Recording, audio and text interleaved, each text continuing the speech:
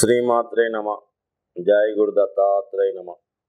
ఈ వీడియోలో మనం మార్చి 3వ తారీఖు నుంచి 9వ తారీఖు మధ్యలో జరగబోయే వార ఫలాలు మిథున రాశి వారికి ఏ విధంగా ఉండబోతున్నాయి అన్న విషయాన్ని మనం వీడియోలో పరిశీలిద్దాం. మిథున రాశి వారికి బుధుని యొక్క స్థితిని బట్టి ఈ వారం ఆధారపడి ఉంటుంది. అటువంటి బుధుడు మనకి మార్చి 7వ తారీఖు వరకు కుంభరాశిలో సంచరించడం జరుగుతుంది బుధాదిత్య యోగంతో. అంటే జాతకుడికి కొత్త కొత్త ఆలోచనలు వస్తుంటాయి. ఏదన్నా సాధిద్దామనే తపన, క్రియేటివిటీ పెరుగుతూ ఉంటుంది. అలాగే కొత్త విషయాలు తెలుసుకునే ప్రయత్నం చేస్తూ ఉంటాడు. అక్కడ శనిగ్రహంతో కలిసి ఉండడం వల్ల లగ్న భాగ్యాధిపతుల కలయిక ఏర్పడింది బుధ శనుల వల్ల. సో ఈ కారణం వల్ల జాతకుడు ఉన్నత విద్య అవకాశాలు, ఇంకా తన సబ్జెక్ట్ని పెంచుకుందామనే ఆలోచనలో ఉండడం, అలాగే జీవనోపాధి కొరకు తన ఆదాయాన్ని పెంచుకునే మార్గాన్ని అన్వేషించే ప్రయత్నం చేస్తూ ఉంటాడు. కొత్త వనరులు అన్వేషిస్తూ ఉంటాడు. కొత్త విధానం ద్వారా ధనాన్ని ఏ విధంగా సంపాదించాలన్న ప్రయత్నాన్ని కూడా చేయడం జరుగుతూ ఉంటుంది. సాధారణంగా ఈ మిథున రాశి లేదా మిథున లగ్న జాతకులు కష్టపడకుండా కేవలం తెలివితేటలతో ధనాన్ని సంపాదించే ప్రయత్నం చేస్తూ ఉంటారు.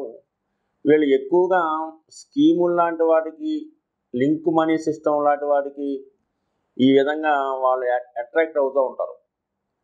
ఆ కారణం వల్ల ఏంటంటే కొన్ని సందర్భాల్లో ధనాన్ని కూడా పోగొట్టుకోవడం జరుగుతూ ఉంటుంది. అంటే ఇటువంటి ఈజీ మనీ స్కీముల్లోకి అట్రాక్ట్ అయ్యి అందులో చేరడం వల్ల. కానీ సొంతంగా ఇటువంటి స్కీములు తయారు చేసి అతి కొద్ది కాలంలోనే లక్షాధికారులు, కోటీశ్వరులు అయిన వాళ్ళు కూడా ఈ జాతకంలో ఉండడం జరుగుతూ ఉంటుంది. అయితే ఎవరైతే ఈ రాశిలో నిజాయితీగా ప్రజలకి న్యాయం చేద్దామనే ఉద్దేశంతో ఇటువంటి వ్యాపార సంస్థలు కానీ, లింక్ సిస్టమ్ లాంటివి కానీ, అలాగే ఫైనాన్స్ సంస్థలు కానీ స్థాపించినప్పుడు వాళ్ళు ఖచ్చితంగా జీవితంలో అభివృద్ధి చెందుతూ ఉంటారు. అటువంటి ఆలోచనలు ఈ సమయంలో రావడం జరుగుతూ ఉంటుంది. కాబట్టి మరి కొత్తగా మీరు ఏదైనా ప్రారంభిద్దాం అనుకున్న వాళ్ళకి ఇది అనుకూల సమయం. మామూలు సాధారణ వ్యక్తులకి ఏంటంటే అదనపు ఆదాయం కొరకు చేసే ప్రయత్నాలు ఎక్కువగా ఫలిస్తూ ఉంటాయి. ఒక విధంగా ఈ రాశి వారికి సొంతంగా ఒక సంస్థ స్థాపించడం కన్నా ఆ సంస్థని ప్రమోట్ చేయడం ద్వారా కానీ, మీడియేటర్గా వ్యవహరించడం కానీ, ఏజెంట్గా ఉండడం కానీ, దానివల్ల ఎక్కువ ధనాన్ని కూడా వచ్చే అవకాశం ఉంటుంది. అయితే వీళ్ళు తొందరగా ఫ్రాడ్ సంస్థలను నమ్మటం వల్ల ఎక్కువ కమిషన్ వస్తుందని వాళ్ళని ఆశ్రయిస్తే ఖచ్చితంగా మోసపోవడం జరుగుతుంటుంది. కాబట్టి ఏదైనా తొందరపడకుండా జాగ్రత్తగా నిర్ణయం తీసుకొని, అంటే మీరు ఒకరికి ఒక సలహా ఇచ్చే ముందు మాత్రం 1-2 సార్లు ఆలోచించి సలహా ఇవ్వడం మంచిది. కాబట్టి తొందరపడి ఎవరికి కూడా ఈ ఈజీ మనీ సంబంధించిన విషయాల్లో సలహాలు ఇవ్వకుండా ఉండడమే మంచిది. సో ఏదైనా అదనపు ఆదాయం కొరకు చేసే ప్రయత్నాలు ఫలిస్తాయి. మరి మార్చి 7వ తారీఖు తర్వాత మరి బుధుడు దశమ స్థానంలోకి వచ్చి అక్కడ ఉన్నటువంటి రాహుతో కలిసి రావడం వల్ల యాజిటీజ్గా కొత్త విషయాలు తెలుసుకోవడం, సాఫ్ట్వేర్ రంగంలో ఉన్న వాళ్ళకి, సినిమా, మీడియా, టీవీ రంగంలో ఉన్న వాళ్ళకి కొత్త అవకాశాలు రావడం జరుగుతుంది. ఏదో ఒక కొత్తగా మీరు కనుక్కోవడం జరుగుతుంది.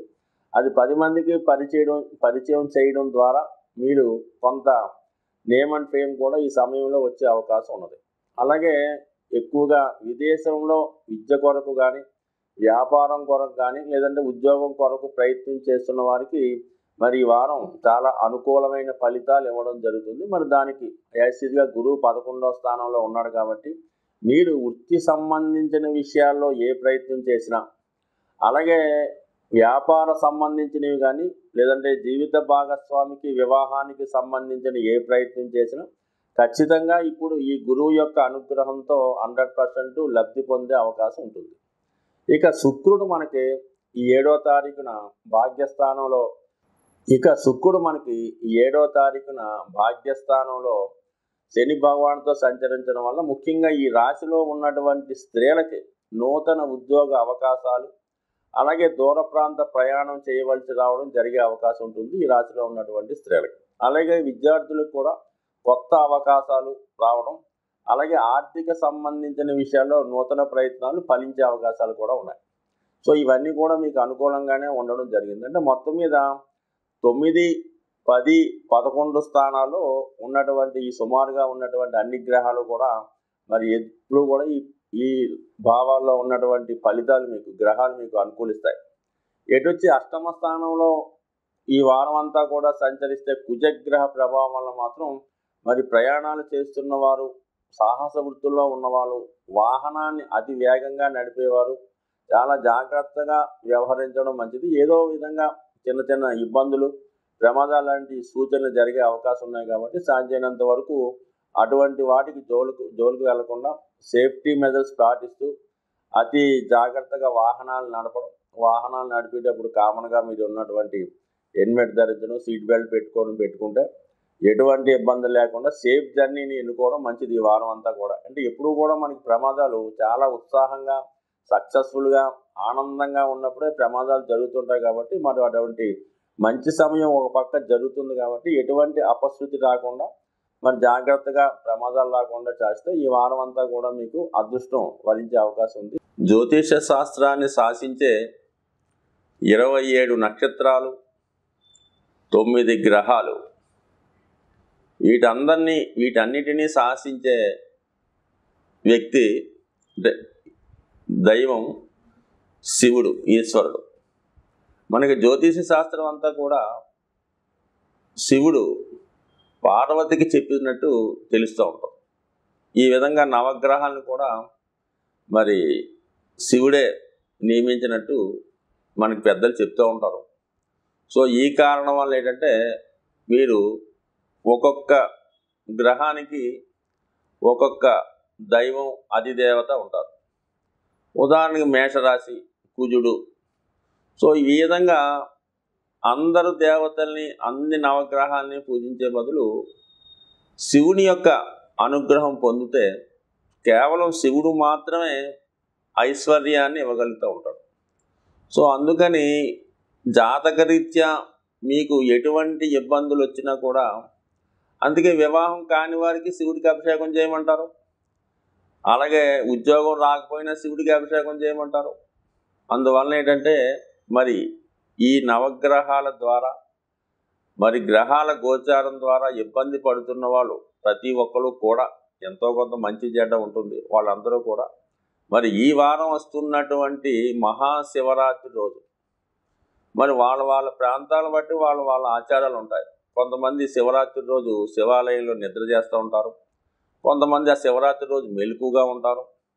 కొంతమంది ఆ ముందు రోజు రాత్రి మెలకుగా ఉండి వేకువజామునే శివుని దర్శనం చేసుకుని ఆ రోజు రాత్రి కూడా జాగరణ చేస్తూ ఉంటారు. మొత్తం మీద ఏంటంటే ఏదైనా ఒక రోజు నిద్ర లేకుండా గడుపుతూ శివుని యొక్క ఆరాధనలో దగ్గరలో ఉన్నటువంటి ఏదో ఒక శివక్షేత్రాన్ని దర్శించి కనీసం మీకు తోచిన విధంగా ఆ శివుని యొక్క దర్శనానికి వస్తున్నటువంటి భక్తులకి కనీసం మంచినీళ్ళు, చిన్నపిల్లలకి పాలు ఇటువంటివి ఇవ్వడం వల్ల కూడా మీరు శివుడికి అభిషేకం చేసినంత పుణ్యం లభిస్తూ ఉంటుంది.